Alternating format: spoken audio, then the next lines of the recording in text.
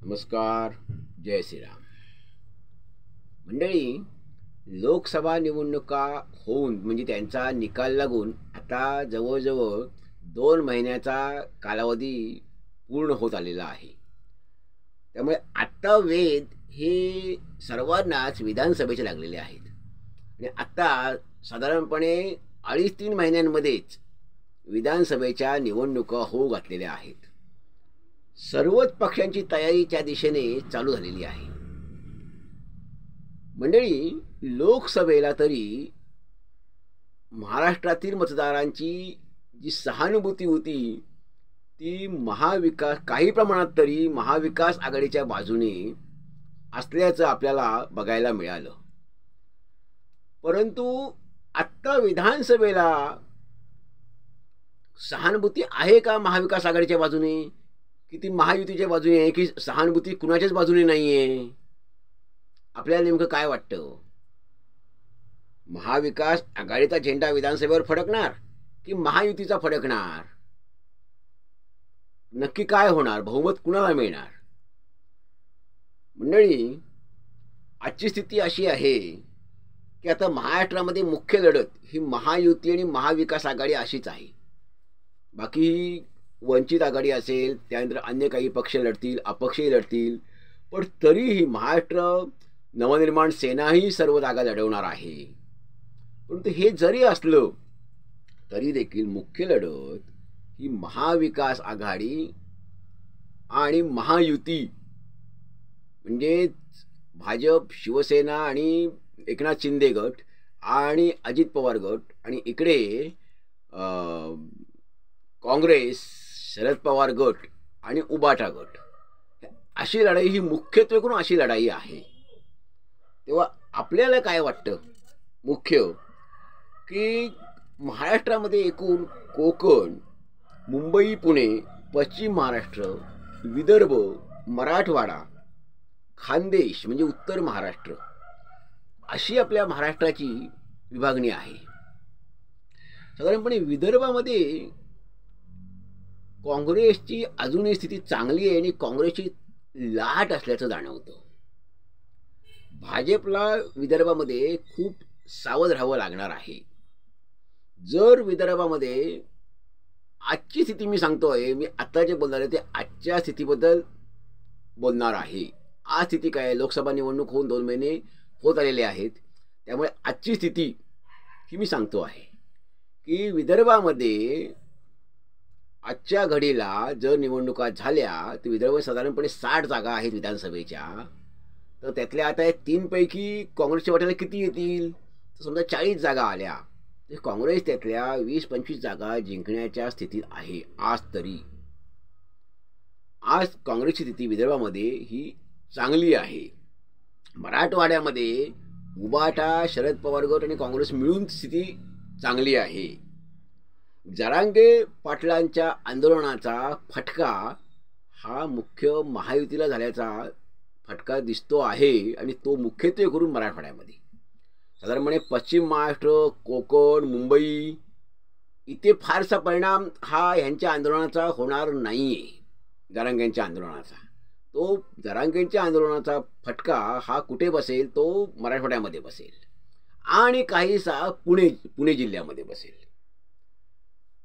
त्यामुळे मराठवाड्यामध्ये उबाटा, शरद पवार गट आणि काँग्रेस यांची स्थिती ही सध्या तरी महायुतीपेक्षा नक्कीच चांगली आहे.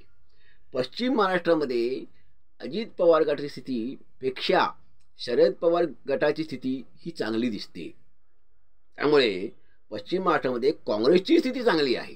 काँग्रेस आणि शरद पवार गट यांची स्थिती पश्चिम महाराष्ट्रामध्ये आज तरी चांगली दिसते.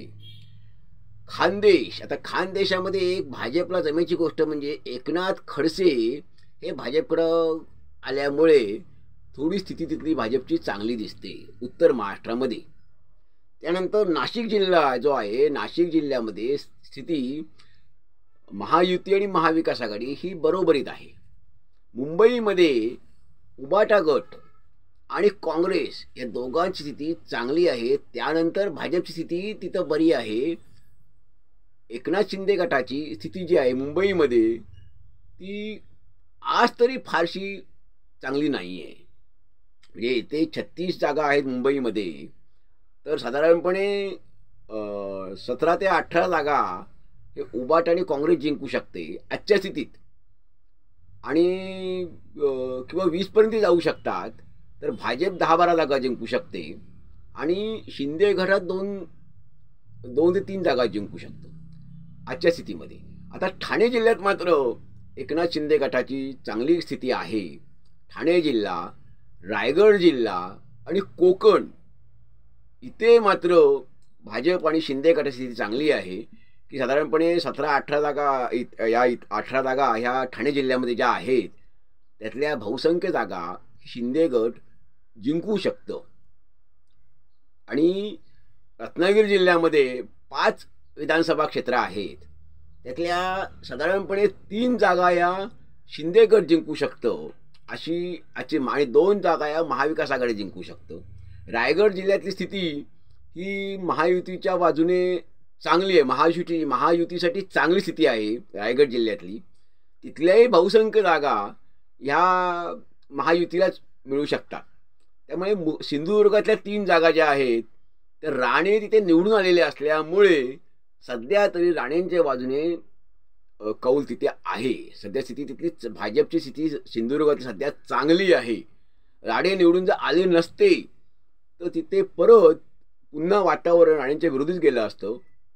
परंतु लोकसभेला निवडून आल्यामुळे तिथे स्थिती भाजपची सिंधुदुर्गामध्ये ही स्थिती चांगली आहे. निवडून येण्या 3 जागा तिथे आहेत विधानसभेच्या, तिथे स्थिती त्यामुळे चांगली आहे. मुख्य फटका जो बसणार आहे भाजप महायुतीला हा आज तरी मुंबई आणि पुणे जिल्हा आणि मराठवाडा आणि विदर्भ हा जो भाग आहे, ह्या भागावर ह्यांना लक्ष दिल्याशिवाय गत्यंतर नाही. मंडळी, आता त्यामुळे खरंच जागा कोणाला किती मिळतील असा अंदाज जर वर्तवायचा असेल तर महायुतीला साधारणपणे आजच्या स्थितीमध्ये 120 पासून ते 130 पर्यंत महायुती जाऊ शकते आणि महाविकास आघाडी ही 145च्या पुढे ते 160 पर्यंत जाऊ शकते. ही मी स्थिती, आणि अपक्ष हे पुढचे इतर पक्ष, अन्य पक्ष आणि अपक्ष असे मिळून 10 ते 15 जागा घेऊ शकतात. त्यामुळे आजच्या स्थितीमध्ये आजची जी स्थिती आहे ती मी सांगितलेली आहे. महिन्याभराने किंवा 2 महिन्यांनी स्थिती बदलूही शकते. सुधारणा जर महायुतीकडनं झाली, त्यांनी काही निर्णयांची वगैरे अंमलबजावणी केली, स्वतःच्या त्यांनी जे आता राबवलीत काही गोष्टी, महिलांसाठी योजना वगैरे आणलेल्या आहेत, त्याचा त्यांना प्रचार करता आला तर त्याचा त्यांना फायदाच होईल. परंतु हे आजचं जे वातावरण जे दिसतं आहे किंवा एक साधारणपणे 15 दिवसापूर्वीचं, महिन्याभरापूर्वीचं वातावरण जे होतं त्यावरनं हा मी अंदाज वर्तवलेला आहे. पुन्हा साधारणपणे महिना 1.5 महिन्यानंतर जे वातावरण असेल त्यानुसार पुन्हा अंदाज वर्तवण्यात येईल, त्या बदलानुसार अंदाज वर्तवण्यात येईल. तर आजची स्थिती मात्र मला महायुतीपेक्षा महाविकास आघाडी विधानसभेमध्ये वरचढ ठरेल असंच दिसतं आहे. मंडळी, आपल्याला काय वाटतं हे आपण जरूर मत नोंदवावं. धन्यवाद. जय हिंद, जय भारत.